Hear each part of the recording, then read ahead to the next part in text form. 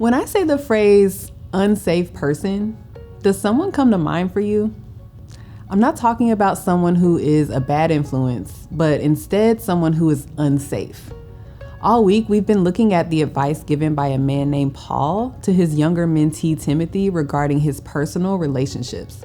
And there's a moment where Paul tells Timothy to stay away from someone who has proven themselves to be unsafe. To be unsafe means that person abandons, takes advantage, betrays, misunderstands, and even attacks. They aren't trustworthy, supportive, or loving. This advice is so critical. We even see Jesus applying this wisdom to the people he let into his inner circle. In one of the 4 accounts of Jesus' life in the Bible, the Gospel of John, we read this. During the time that he was in Jerusalem, those days of the Passover feast, many people noticed the signs he was displaying, and seeing they pointed straight to God and trusted their lives to him. But Jesus didn't entrust his life to them. He knew them inside and out, knew how untrustworthy they were. He didn't need any help in seeing right through them.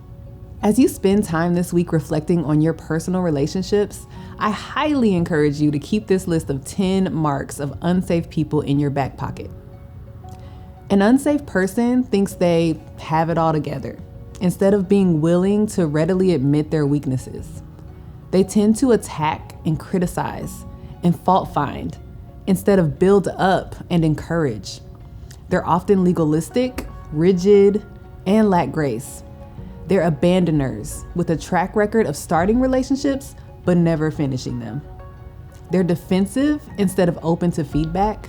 They're self-righteous instead of humble. They're unstable over time instead of consistent. They are more concerned about I instead of we. They resist freedom instead of encouraging it. They condemn us instead of forgive us. They gossip instead of keep secrets.